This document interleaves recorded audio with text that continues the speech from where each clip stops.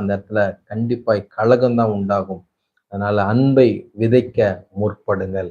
எத்தனை பேர் ஆயத்தமா இருக்கிறீங்க? நான் சொல்ல சொல்ல அப்படியே ஒப்பு கொடுத்துட்டே வாங்க. முதல்ல தயவை விதையுங்கள். 2வதாக அன்பை விதையுங்கள்.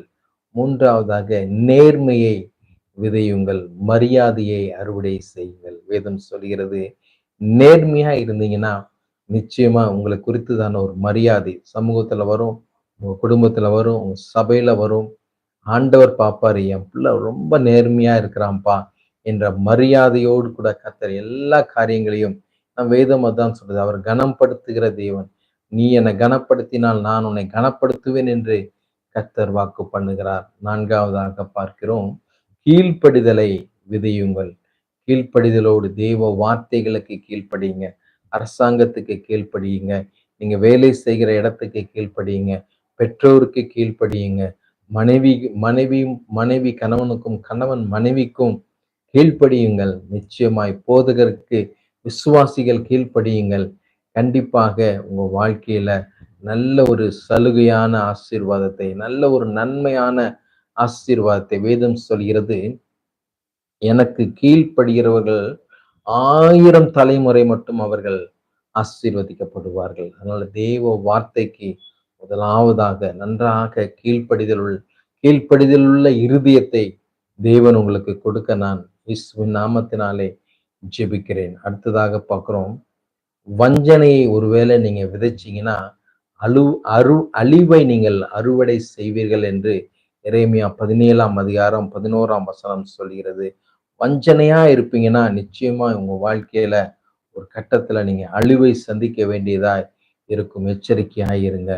ஆமென். பெருந்தன்மையை விதைப்பீர்கள்னால் ஆசீர்வாதத்தை அறுவடை செய்வீர்கள். நல்ல பெருந்தன்மையா இருக்க கற்றுக்கொள்ளுங்க. எல்லா சின்ன சின்ன விஷயத்துக்கெல்லாம் சண்டை போட்டுட்டு இருக்காதீங்க. பெருந்தன்மையாய் விட்டு கொடுங்க. ஆபிரகாமை பார்க்கிறோம்.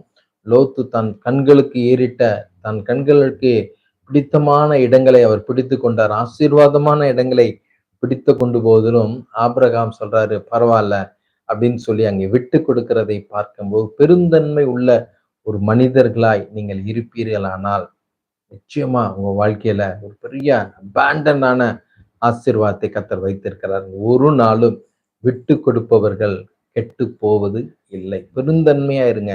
ஒருத்தர் தப்பு பண்ணிட்டாங்கன்னா அவங்க மன்னிப்பு கேட்டாலும் சரி, கேட்கலனாலும் சரி, முதல்ல நீங்க அவங்கள மன்னிச்சு அவங்க குற்றங்களை மறந்துருங்க. நிச்சயமா அது உங்களுக்கு ஆசீர்வாதமா இருக்கும். உங்கள் சரீரத்துக்கு அது மிகவும் ஆரோக்கியம் உள்ள ஒரு விஷயமா இருக்கும் என்பதை மனதில் வைத்துக் கொள்ளுங்கள். கோபத்தோடையே இருக்காதீங்க. நிச்சயமாய் பெருந்தன்மையாய் நீங்கள் நடந்து கொள்வீர்களானால் தேவ ஆசீர்வாதம் உங்களை தேடி வரும்.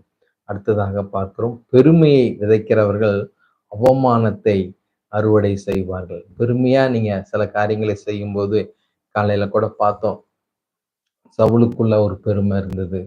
நேபுகாத் நேச்சாருக்குள்ள ஒரு பெருமை இருந்தது. இதெல்லாம் என்ன ஆயிடுச்சுன்னா, பெருமைக்கு கர்த்தர் எதிர்த்து நிற்கிறார் என்று வேதம் சொல்கிறது. அவர்கள் நிச்சயமாய் அவமானத்தை சந்திக்கக்கூடிய சூழ்நிலை அவர்களுக்கு உருவாக்கிவிடும். அதனால பெருமையா இருக்காதீங்க. எப்பொழுதுமே ஒரு ஹம்பிள்னஸ், ஒரு தாழ்மை உங்களோட இருக்கட்டும். உங்க இருதயத்துல இருக்கட்டும், உங்க செய்கையில இருக்கட்டும், நிச்சயம் உங்க வார்த்தையில இருக்கட்டும்.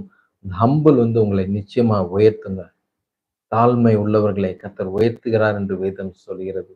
கிருபை அளிக்கிறார் என்று வேதம் சொல்கிறது. அடுத்ததாக சமாதானத்தை விதையுங்கள், நீதியை அறுவடை செய்யுங்கள். ஆமென்.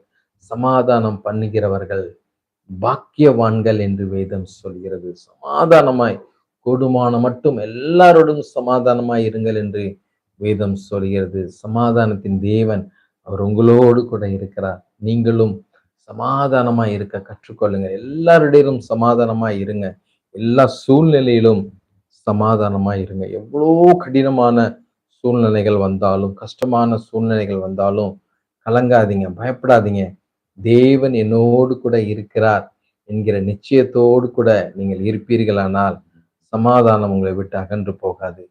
பெரிய சமாதானம் உங்கள் இருதயத்தில் இருக்கும். எப்பொழுது நீங்க சோர்ந்து போகவே மாட்டீங்க. எப்பொழுது நம்பிக்கை உள்ள நபர்களாகவே, தைரியம் உள்ள நபர்களாகவே, ஏன்னா அந்த சமாதானம் உங்களை தைரியப்படுத்தும், உங்களை பலப்படுத்தும், காரியங்களை நம்பிக்கையாய் செய்ய வைக்கும் என்பதில் மாற்றமில்லை. நம்புறீங்களா? விசுவாசிக்கிறீங்களா? எத்தனை பேர்